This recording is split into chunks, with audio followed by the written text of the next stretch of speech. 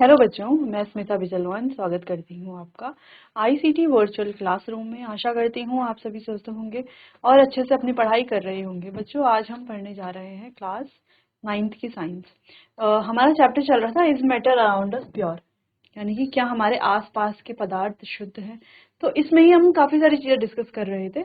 हम बात कर रहे थे कि एलिमेंट क्या होते हैं, कंपाउंड क्या होते हैं, मिक्सचर्स क्या होते हैं, होमोजेनस मिक्सचर्स क्या होते हैं, हेट्रोजेनस मिक्सचर्स क्या होते हैं, और इनको हमने डिस्कस कर लिया था डिटेल में। लास्ट लेक्चर में हमने स्टार्ट किया था सॉल्यूशन को पढ़ना, है ना, कि सॉल्यूशन क्या होता है, उसके क्या कंपोनेंट्स होते हैं। ठीक है, सॉल्यूशन बनता किससे है, सॉल्यूट और सॉल्वेंट से मिलके। अभी सॉल्यूट क्या है, सॉल्वेंट क्या है, और अगर हमें कोई मिक्सचर दे दिया जाए, कोई सॉल्यूशन दे दिया जाए, उसके दो कंपोनेंट है, तो हमें पता कैसे चलेगा, हम आइडेंटिफाई कैसे करेंगे कि सॉल्यूट कौन सा है और सॉल्वेंट कौन सा है। ठीक है, तो एक बार देख लेते हैं लास्ट लेक्चर में हमने जो भी पढ़ा है, फिर आगे चैप्टर को कंटिन्यू करेंगे। चलिए एक बार आप देख लीजिए। अच्छा, हम पढ़ रहे थे कि एलिमेंट को फर्दर डिवाइडेड किया जाता है metals, non metals and metalloid में। तो मेटल्स की प्रॉपर्टीज क्या है वो हमने डिस्कस कर ली थी। नॉन मेटल की प्रॉपर्टीज भी डिस्कस कर ली थी। नॉन मेटल की प्रॉपर्टी मेटल की प्रॉपर्टी से जस्ट अपोजिट होती हैं। फिर हमने मेटेलॉइड्स के बारे में बात कर ली थी कि मेटेलॉइड्स क्या होते हैं। फिर हम मिक्सचर्स देख रहे थे। मिक्सचर्स में भी हमने देख लिया था दो तरह के होते हैं, होमोजेनस और हेट्रोजेनस। कैसे आइडेंटिफाई करेंगे होमोजेनस क्या है, हेट्रोजेनस क्या है, ये हमें पता चल गया था। फिर हमने बात की अलॉय की। अलॉय क्या होते हैं, अलॉय एक तरह के होमोजेनस मिक्सचर होते हैं जो किसी मेटल मेटल या मेटल नॉन मेटल के मिक्सचर से मिल करके बनते हैं। लेकिन कैसा मिक्सचर, होमोजेनस मिक्सचर। ठीक है, तो अलॉय के बारे में काफी डिटेल में हमने डिस्कस किया। फिर हम बात कर रहे थे विलयन। विलयन दो या दो से अधिक पदार्थों का सामान्य मिश्रण होता है। जैसे हम बात करें नींबू पानी या सोडा वाटर, ठीक है, ये सभी सॉल्यूशन यानी कि विलयन होते हैं। अब विलयन के दो घटक होते हैं, सॉल्यूट और सॉल्वेंट। देखो, अगर हम कह रहे हैं solute plus solvent is equals to solution. Solute और सॉल्वेंट मिल करके बनाते हैं सॉल्यूशन को। अच्छा, जैसे हमने कहा कि नमक और पानी का एक मिक्सचर हमने तैयार किया। ये है एक मिक्सचर, एक बीकर हमने लिया, बीकर में हमने वाटर डाला। ठीक है, बीकर में हमने डाला water, H2O that is water, और इसमें ही हमने डाल दिया NaCl दैट इज सॉल्ट, और इसको अच्छे से घोल दिया एक चम्मच की मदद से या किसी भी स्टिरर की मदद से। और फिर हमने देखा कि हमें एक होमोजेनस मिक्सचर यहाँ पर मिल गया। सॉल्ट वाटर का कैसा मिक्सचर मिला है, एक होमोजेनस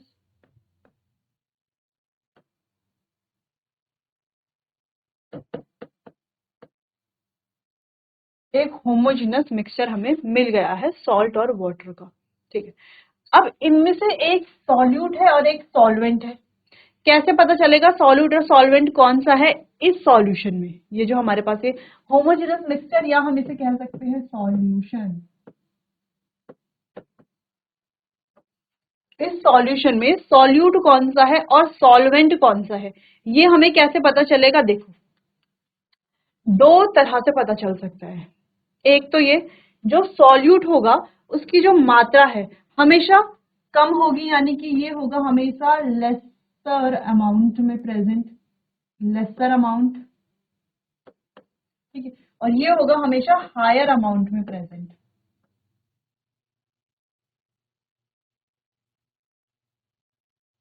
ठीक है, ये कम अमाउंट में प्रेजेंट होगा, ये ज्यादा अमाउंट में प्रेजेंट होगा। एक तो आप ऐसे पता लगा सकते हो। दूसरा, आप पता लगा सकते हो कि जो घुल रहा है, जो डिसॉल्व हो रहा है, उसे कहेंगे सॉल्यूट। समझ रहे हैं, जो डिसॉल्व हो रहा है उसे सॉल्यूट कहेंगे, और जो डिसॉल्व कर रहा है, दो कंपोनेंट है ना, एक डिसॉल्व हो रहा होगा, एक डिसॉल्व कर रहा होगा। तो जो डिसॉल्व कर रहा है उसे कहेंगे सॉल्वेंट, और जो डिसॉल्व हो रहा है उसे कहेंगे सॉल्यूट। जैसे नमक और पानी की अगर बात करें, तो नमक और पानी में से डिसॉल्व कौन हो रहा है, घुल कौन रहा है, क्या नमक घुल रहा है पानी में या पानी घुल रहा है नमक में? ऑफ कोर्स हमें पता है नमक ही घुलेगा पानी में, है ना। तो जो पानी में घुल रहा है उसे कहेंगे हम सॉल्यूट। तो यहाँ पर हम कह सकते हैं कि सॉल्ट क्या है, हमारा एक सॉल्यूट है, मतलब इस सॉल्यूशन को मान रहे हैं हम, ठीक है। ये सॉल्यूशन का एग्जाम्पल हम देख रहे हैं सॉल्यूशन के कंपोनेंट में, जिसके अलग अलग घटक है। तो हमने यहाँ पर का सॉल्ट जो है वो घुल रहा है, वो घुलेगा, ठीक है। तो वही क्या होगा, हमारा सॉल्यूट होगा। और दूसरी चीज, सॉल्ट कम अमाउंट में भी है ना। वाटर और सॉल्ट के कंपैरिजन में सॉल्ट तो कम अमाउंट में प्रेजेंट है, ज्यादा अमाउंट में कौन प्रेजेंट है, वाटर। तो वाटर क्या है, हमारा सॉल्वेंट। दूसरी चीज, वाटर सॉल्वेंट क्यों है, क्योंकि वाटर घोल रहा है सॉल्ट को अपने अंदर। तो जो घोलता है वो सॉल्वेंट, और जो घुलता है, जो घुल रहा है या घुलता है या घुलेगा, वो होगा सॉल्यूट। और जो घोलेगा या घोल रहा है उसे कहा जाएगा सॉल्वेंट। तो जैसे कि सॉल्वेंट यहाँ पर है वाटर, ये मिलकर के बनाते हैं सॉल्ट, सॉल्यूशन बोल लें या सॉल्यूशन जो बोल लें, ये दोनों मिलकर के बनाते हैं सॉल्यूशन, ठीक। कोई कंफ्यूजन तो नहीं। अब क्या आप आसानी से आइडेंटिफाई कर लोगे सॉल्ट और सॉल्ट नहीं, सॉल्यूट और सॉल्वेंट को, ठीक है। जैसे मान लो कोई क्वेश्चन आपको दे दिया जाए, कहा जाए कि 2 gram urea is dissolved in 100 ml water। 2 gram urea 100 ml पानी में डिजोल्व हो रही है, ठीक है। तो 2 ग्राम यूरिया डिजोल्व हो रही है, तो यूरिया क्या हो गई हमारी, सॉल्यूट हो गई, क्योंकि यूरिया डिजोल्व हो रही है। किसमें डिजोल्व हो रही है, वाटर में। तो वाटर क्या है, हमारा सॉल्वेंट, ठीक है। ज्यादातर केसेस में वाटर ही सॉल्वेंट होगा, आपको ध्यान रखना है। दूसरी चीज देखो, ये कम अमाउंट में है 2 ग्राम, यह है 100 ml, तो 2 ग्राम तो कम हुआ, है ना। तो ये कम अमाउंट में है तो इसीलिए भी ये सॉल्यूट है, और ये ज्यादा अमाउंट में है इसीलिए भी ये क्या है, सॉल्वेंट है, ठीक है। इतना ध्यान रखना है, बस छोटी छोटी चीजें हैं। चलिए तो रीड कर लेते हैं यहाँ पर। तो विलयन के 2 घटक होते हैं, क्या है इसके, 2 घटक होते हैं, यानी कि 2 कंपोनेंट्स हैं सॉल्यूशन के। विलयन का वह घटक जो दूसरे घटक को विलयन में मिलाता है, जो दूसरे घटक को विलयन में मिलाता है, सॉल्यूशन में मिला रहा है जो दूसरे कंपोनेंट को, उसे कहा जा रहा है विलायक, यानी कि सॉल्वेंट। और विलयन का वह घटक जो कि विलायक में घुला होता है, यानी कि जो घुल रहा है ना, जो विलायक में घुला हुआ होता है उसे कहा जाता है विलय। विलय यानी कि सॉल्यूट, ठीक है। तो ये हो गया सॉल्वेंट और सॉल्यूट मिलकर के बन गया है सॉल्यूशन। कोई कंफ्यूजन आपको नहीं होनी चाहिए, अगर कोई कंफ्यूजन हो रही है तो आप मुझसे पूछ सकते हैं, ठीक है।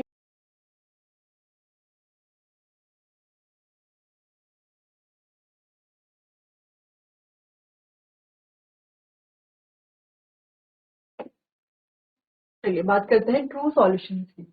Solution is a homogeneous mixture. एक सॉल्यूशन क्या होता है, होमोजेनस मिक्सचर होता है ऑफ 2 और मोर सब्सटेंसेस। किसका, 2 या 2 से अधिक पदार्थ होगा। देखो अभी तक हमने होमोजेनस सॉल्यूशन की बात की, तो उसमें 2 ही पदार्थ देखे, एक सॉल्यूट एक सॉल्वेंट। तो सॉल्यूट और सॉल्वेंट के अलावा और चीजों का मिक्सचर सॉल्यूशन भी बन सकता है, ठीक है। होमोजेनस सॉल्यूशन 2 से ज्यादा चीजों का भी हो सकता है, इतना आपको ध्यान रखना है। Next, it has solvent and solute. इसके पास सॉल्यूट है, सॉल्वेंट। अगर हम एक बाइनरी सॉल्यूशन की बात करते हैं तो a solution of sugar in water is a solid in liquid. अगर हम कह रहे हैं शुगर इन वाटर, एक सॉल्यूशन हमने बनाया, यानी कि शुगर और वाटर का सॉल्यूशन बनाया, जिसमें शुगर क्या है, सॉल्यूट है, कम मात्रा में होगा, ठीक है, क्योंकि और वो घुल भी रहा होगा। और जो उसमें वाटर है वो क्या होगा, सॉल्वेंट, क्योंकि ज्यादा मात्रा में है और शुगर को घोल भी रहा है, ठीक है। 2 चीजें यहाँ पे क्लियर हो गई। तीसरी चीज, शुगर क्या है, सॉलिड है, और वाटर क्या है, लिक्विड है, तो इसको हम सॉलिड इन लिक्विड सॉल्यूशन भी बोलते हैं, ठीक है। A solution of iodine in alcohol. Iodine का एल्कोहल में सॉल्यूशन, इसे टिंचर ऑफ आयोडीन भी कहा जाता है। हैज द सॉल्यूट, जिसमें आयोडीन क्या है, सॉल्यूट है, अल्कोहल एज द सॉल्वेंट, और अल्कोहल क्या है, सॉल्वेंट है टिंचर ऑफ आयोडीन में। ध्यान रखना है। Aerated drinks like soda water, जैसे एरिएटेड ड्रिंक्स है, उसमें है क्या, जो एरिएटेड ड्रिंक्स है वो क्या है, वाटर में क्या है, गैसेस हैं, तो हम क्या कह सकते हैं, गैस इन लिक्विड। ठीक है, क्या है, gas in liquid solution. Air is a mixture of, air भी तो एक मिक्सचर है, लेकिन किस चीज का मिक्सचर है, गैसेस गैसेस का मिक्सचर है, तो हम क्या कह सकते हैं, गैस इन गैस। ठीक है, तो एयर क्या है, गैस इन गैस। तो बच्चों देखो, सॉलिड इन लिक्विड मिक्सचर हो सकता है, ठीक है, गैस इन लिक्विड हो सकता है, गैस इन गैस हो सकता है, लिक्विड इन लिक्विड भी हो सकता है। ठीक है, तो अलग अलग तरह के सॉल्यूशन हमें देखने को मिलते हैं। क्लियर। अब जैसे आप यहाँ पर सॉल्यूशन देख पा रहे हो, तो ये देखो, ये कुछ ये छोटे छोटे ये जो दिख रहे हैं आपको पार्टिकल्स, ये क्या है, सॉल्यूट पार्टिकल्स हैं जो डिसॉल्व हो रहे हैं सॉल्वेंट में, और सॉल्वेंट क्या है हमारा, ये वाटर। तो ये जो भी लिक्विड होगा यहाँ पे, इसे क्या कहा जाएगा, सॉल्यूशन। ठीक है, इतना पॉइंट्स आप नोट कर लीजिए।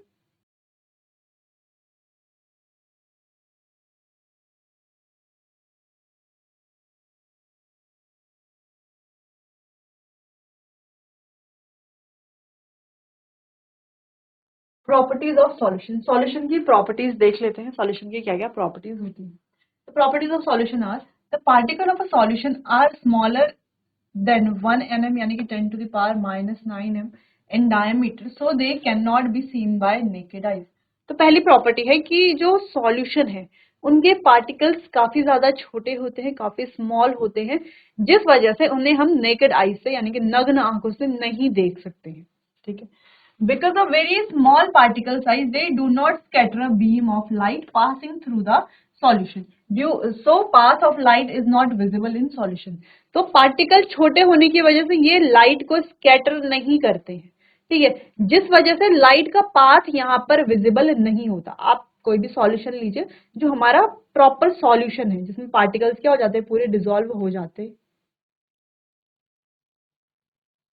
जिसमें पार्टिकल क्या हो जाते हैं, पूरे डिसॉल्व हो जाते हैं।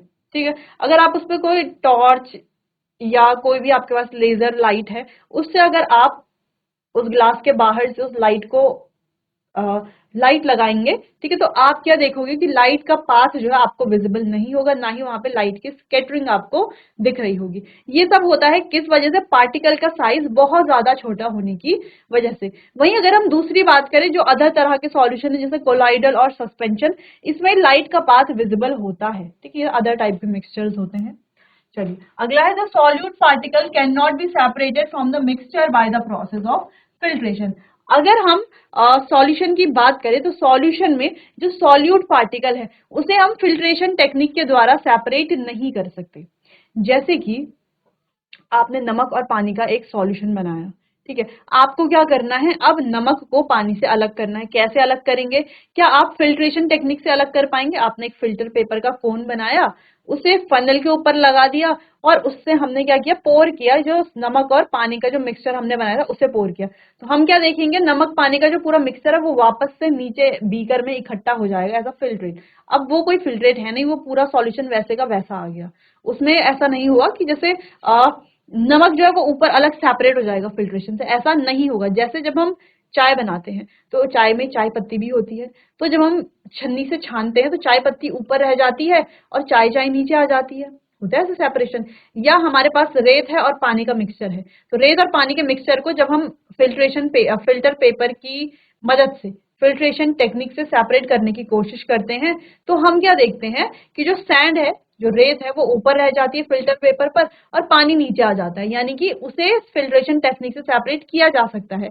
लेकिन सैंड और वाटर का मिक्सचर कोई सॉल्यूशन नहीं है, इसीलिए सेपरेट किया जा सकता है। जो सॉल्यूशंस होते हैं, जो ट्रू सॉल्यूशंस हैं, जैसे हमने कहा कि सॉल्ट वाटर का सॉल्यूशन है या शुगर वाटर का सॉल्यूशन है, ऐसे अगर हमारे पास सॉल्यूशन है तो उन्हें हम फिल्ट्रेशन टेक्निक से सेपरेट नहीं कर सकते।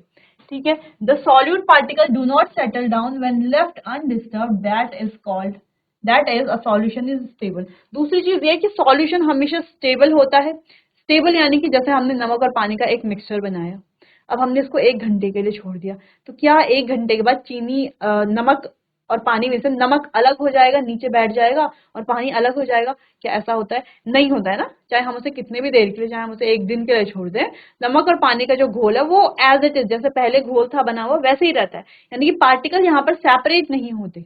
ठीक है, सेटल नहीं होते। तो इस तरह के सॉल्यूशन को कहा जाता है स्टेबल सॉल्यूशन। यहाँ पर पार्टिकल क्या सेटल नहीं हो रहे हैं, तो ये स्टेबल है। अगर हम सैंड और वाटर का सॉल्यूशन बनाएं, ठीक है, मिट्टी और पानी का, तो मिट्टी क्या हो जाएगी, कुछ समय के बाद, थोड़ी देर अगर हम उसे ऐसे छेड़ेंगे नहीं उस सॉल्यूशन को, उस मिक्सचर को, तो मिट्टी कुछ देर बाद नीचे बैठ जाएगी और पानी ऊपर ऊपर रह जाएगा, यानी कि मिट्टी नीचे सेटल हो गई है। तो इस तरह के सॉल्यूशन को अनस्टेबल कहा जाएगा। ठीक है, चलिए अगला है, मोर इंपॉर्टेंट है कि solvent the component of the solution that dissolve the other in it, यानी कि वो कंपोनेंट जो अदर को अपने अंदर डिसॉल्व कर रहा है उसे कहा जाएगा सॉल्वेंट, और ये लार्जर अमाउंट में होगा। दो चीजें हैं जो किसी दूसरे पार्टिकल्स को अपने अंदर डिसॉल्व कर रहा है। डिसॉल्व कौन कर रहा था यहाँ पर, जैसे हमने नमक और पानी का सॉल्यूशन लिया तो कौन डिसॉल्व कर रहा था, नमक नहीं, पानी डिसॉल्व कर रहा था नमक को अपने अंदर। पानी डिसॉल्व कर रहा है तो पानी क्या है, सॉल्वेंट है, और वो लार्जर अमाउंट में भी है। सॉल्यूट की बात करें तो component of solution that is dissolve in the solvent, जो सॉल्वेंट में डिसॉल्व होता है, तो वो कौन होता है, नमक। जैसे नमक पानी का मिक्सचर है या सॉल्यूशन है, ये अगर हम एग्जांपल लेते हैं तो नमक जो है वो पानी के अंदर डिसॉल्व होता है, इसीलिए इसे क्या कहा जाएगा, सॉल्यूट कहा जाएगा, और ये लेसर अमाउंट में भी प्रेजेंट है, ठीक है, कम मात्रा में है।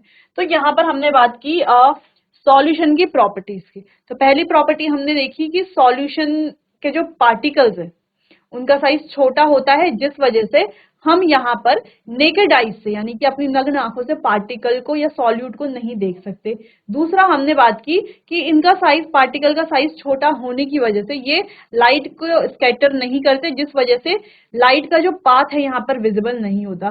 तीसरा हमने कहा कि इन्हें फिजिकल मेथड जैसे कि फिल्ट्रेशन से हम सेपरेट नहीं कर सकते। हाँ, इवेपोरेशन से सेपरेट किया जा सकता है, लेकिन फिल्ट्रेशन से सेपरेट नहीं कर सकते हैं। अगर हम सॉल्यूशन को अनडिस्टर्ब्ड छोड़ते हैं, अगर हमने सॉल्यूशन को अनडिस्टर्ब छोड़ा तो वो सेटल डाउन नहीं होते। ठीक है, तो सॉल्यूशन को हम स्टेबल भी कहते हैं क्योंकि वो सेटल नहीं होते हैं उनके पार्टिकल।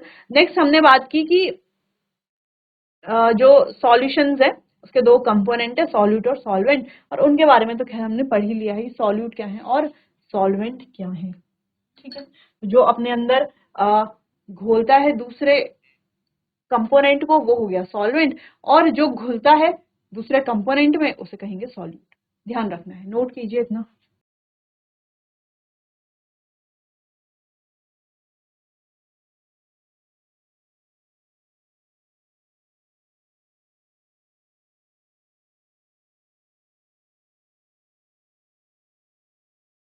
विलयन के गुण जो कि अभी हमने पढ़े कि विलयन एक समांगी मिश्रण है, यानी कि होमोजीनस सॉल्यूशन या मिक्सचर ये है।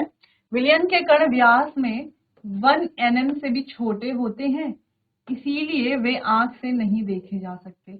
अपने छोटे आकार के कारण विलयन के कण गुजर रही प्रकाश की किरण को फैलाते नहीं हैं, इसीलिए विलयन में प्रकाश का मार्ग दिखाई नहीं देता। छानने की विधि द्वारा विलय के कणों को विलयन में से पृथक नहीं किया जा सकता। विलयन को शांत छोड़ देने पर भी विलय के कण नीचे नहीं बैठते हैं, अर्थात विलयन स्थायी है, स्टेबल है। ठीक, ये पॉइंट हमने डिस्कस कर ही लिए थे।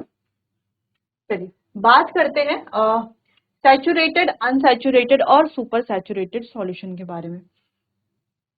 A solution that has dissolved as much solute as it is capable of dissolving is said to be saturated solution. इसको एक एग्जांपल से समझते हैं। हमारे पास है एक बीकर, इस बीकर में है इतना पानी, ठीक है। अब इतने पानी की एक लिमिट होगी, है ना। मान लीजिए हमें इतने पानी में नमक को घोलना है, तो इतने पानी की एक लिमिट होगी कि उतना ही नमक जो है हम इसमें घोल सकते हैं। मान लीजिए इसकी लिमिट है कि हम इसमें केवल और केवल 5 चम्मच 5 स्पून सॉल्ट घोल सकते हैं। तो मान लीजिए हम इसमें केवल 5 स्पून सॉल्ट घोल सकते हैं। तो जैसे ही हम इसमें 5वां स्पून डालेंगे, घोलेंगे, और 6वां स्पून अब हमें नहीं डालना है, क्योंकि इसकी लिमिट क्या है, केवल 5 स्पून सॉल्ट ही अपने अंदर घोल सकता है। तो इसका मतलब है जब हम 5 स्पून सॉल्ट इसमें घोल देंगे तब ये अपने सैचुरेशन पॉइंट पर पहुंच जाएगा और ये बन जाएगा सैचुरेटेड सॉल्यूशन। क्या बन जाएगा, सैचुरेटेड सॉल्यूशन ये बन जाएगा। सैचुरेटेड सॉल्यूशन ऐसा सॉल्यूशन जिसमें अब हम और सॉल्यूट डिसॉल्व नहीं कर सकते, है ना। सॉल्यूट यानी कि सॉल्ट, फिलहाल सॉल्यूट हम कह रहे हैं कि जब हम सॉल्ट वाटर का मिक्सचर की बात करें तो इसमें सॉल्वेंट वाटर है, सॉल्ट क्या है हमारा, सॉल्यूट है, ठीक है। तो यहाँ पर केवल 5 ही चम्मच हम डिसॉल्व कर सकते थे, वो हम डिसॉल्व कर चुके। अब इसके बाद जब हम और चम्मच सॉल्ट का डालेंगे तो वो क्या हो जाएगा, वो डिसॉल्व होगा, नहीं होगा, क्योंकि 5 चम्मच इसकी लिमिट थी। तो छठवां चम्मच क्या होगा, उसके जो है पार्टिकल्स नीचे ऐसे हमें दिखने लगेंगे, क्या होंगे, नीचे ऐसे दिखने लगेंगे उसके पार्टिकल अलग से, क्योंकि वो डिसॉल्व अब नहीं हो सकता, ठीक है। तो यानी कि 5 चम्मच तक ही ये सॉल्ट डिसॉल्व कर सकता है। तो जब 5 चम्मच इसमें डिसॉल्व हो जाएंगे, ये पहुंच जाएगा अपने सैचुरेशन पॉइंट पर। उस टाइम पर इस सॉल्यूशन को कहा जाएगा सैचुरेटेड सॉल्यूशन। सैचुरेटेड सॉल्यूशन जिसमें अब और अधिक सॉल्यूट हम डिसॉल्व नहीं कर सकते। चलो, और उससे पहले जब इसमें 4 चम्मच डिसॉल्व किए थे हमने, ठीक है, पहले हमने 1 चम्मच डाला होगा, 2 चम्मच डाले होंगे, तब तक ये रहता है अनसैचुरेटेड, यानी कि जब तक इसके पास और ज्यादा सॉल्यूट को डिसॉल्व करने की पावर होती, या हम कहें कि जब इसमें और ज्यादा सॉल्यूट डिसॉल्व हो सकता है, तो उस पॉइंट को कहा जाता है अनसैचुरेटेड। उस टाइम पर उस सॉल्यूशन को कहा जाता है अनसैचुरेटेड सॉल्यूशन। जब ये अपने सैचुरेटेड पॉइंट पर पहुंच जाता है, यानी कि एक ऐसे पॉइंट पर पहुंच जाता है जिसके बाद अब हम इसमें और सॉलिड डिसॉल्व नहीं कर सकते, उस पॉइंट को कहा जाता है सैचुरेटेड पॉइंट, ठीक है। तो ये दो चीजें ध्यान रखनी है। A solution that has dissolve A solution that has dissolved as much solute as it is capable of dissolving is said to be saturated solution, यानी कि जितना solute इसमें घोला जा सकता था उतना घोल दिया है, उस टाइम पर उसे कहेंगे saturated. Unsaturated if the amount of solute contained in the solution is less than the saturation level, it is called unsaturated solution. यानी कि जब solute सॉल्यूशन में लेस हो, उसके सैचुरेशन लेवल से कम हो, जैसे 5 चम्मच की इसकी लिमिट है, जब हमने इसमें 2 चम्मच या 3 चम्मच या 4 चम्मच या 4.5 चम्मच डाले हैं, तब तक क्या है ये, तब तक ये कैसा है, अनसैचुरेटेड। अनसैचुरेटेड का मतलब कि अभी इसके अंदर और सॉल्यूट घोला जा सकता है, ठीक है। अब बात करते हैं super saturated. Super saturated solution is a solution that contains more than the maximum amount of solute that is capable of being dissolved at a given temperature, यानी कि अब इसमें more than the maximum amount, maximum amount से भी ज्यादा इसमें डाला जा सकता है।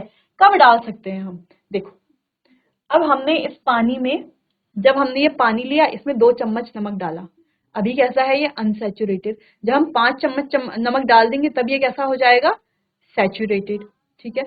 अब हमें इसमें और नमक डालना है, तो इसके लिए क्या करना पड़ेगा, इसके सैचुरेशन को बढ़ाना पड़ेगा, है ना, कि हम इसमें इसका सैचुरेशन लेवल बढ़ जाए। तो कैसे बढ़ाएंगे, हम करेंगे इसको हीट, टेम्परेचर बढ़ाएंगे।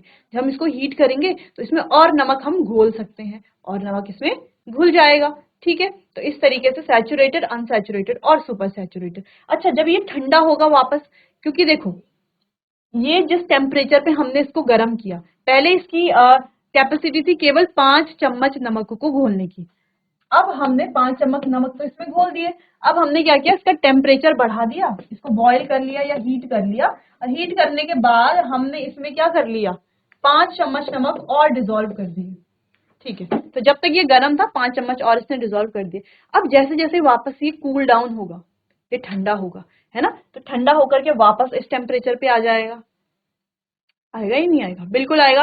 जैसे ठंडा होगा तो वापस से इस टेम्परेचर पे आ जाएगा और 5 स्पून सॉल्ट घोलने वाले लिमिट पे आ जाएगा, ठीक है। तो धीरे धीरे क्या होगा, जब ये कूल डाउन होगा तो इसकी कैपेसिटी भी क्या होती जाएगी, कम होती जाएगी सॉल्यूट को होल्ड करने की। तो जो हमने एडिशनल सॉल्यूट डाला है उसको ये होल्ड नहीं कर पाएगा और वो हो जाता है क्रिस्टलाइज, ठीक है। तो इसको हम आगे क्रिस्टलाइजेशन टेक्निक में भी पढ़ते हैं, ठीक। तो चलिए बच्चों, आज के लिए बस इतना ही, मिलते हैं अपने आने वाले अगले सेशन में, तब तक के लिए आपका बहुत बहुत धन्यवाद।